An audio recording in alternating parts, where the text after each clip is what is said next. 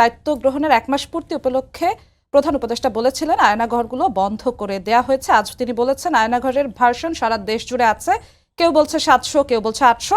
সংখ্যাও নিরূপণ করা যায়নি, কতটা জানা আছে কতটা অজানা রয়ে গেছে। অজানা রয়ে যাচ্ছে কেন?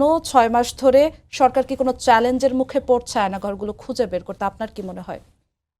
আয়নাঘর সরকারের চ্যালেঞ্জের মুখে পড়ছে না, সরকার এই কাজে বেশি মনোযোগী হয়তো বা না, কারণ তাদের বিভিন্ন এজেন্ডা তাদের নিজস্ব আছে।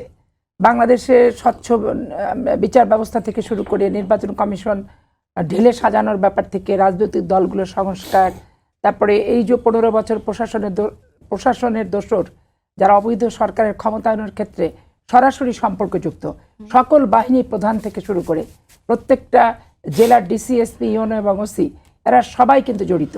কিন্তু সরকার যে ইমোশন এবং যে সবকিছু মিলে 15 বছর যে আন্দোলনটা হলো এবং যার ফল আপনার জুলাই আগস্টে আসলো, কিন্তু সরকারের কাজের গতিটা খুব সীমিত এবং স্পিড খুব কম।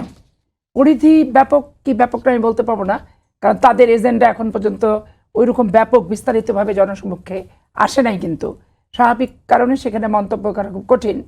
তবে ইনারা তো 15 বছরের কতগুলো আয়নাঘরে গেছে, হদিস আছে কিনা সেটা তো পরের কথা। জুলাই আগস্টের পরিসংখ্যান নিয়ে তো মাঝে মধ্যেই ছেলেরা রাস্তায় নামছে, জুলাই আগস্টের পরিসংখ্যানটা প্রকাশ করা হোক। তো যাদের ত্যাগে, যাদের আত্মত্যাগে ক্ষমতায়ন হয়ে আসলেন এরা, তো এই 6 মাসের ভিতর সেটাই তো একটা পরিপূর্ণ তালিকায় তারা প্রকাশ করতে পারেনি। অথচ এটা তো খুব একটা বিশাল কাজ কিন্তু না, খুব সিস্টেমেটিক ওয়েতে খুব তাড়াতাড়ি করা যায়। সারা বাংলাদেশে 64টা ডিস্ট্রিক্ট, 64টা ডিস্ট্রিক্টে কারা কারা মারা গেছে এটা ডিসিএসপির কাছে বর্তমান যারা আছে তথ্য নিলেই কিন্তু কোনো ব্যাপার না।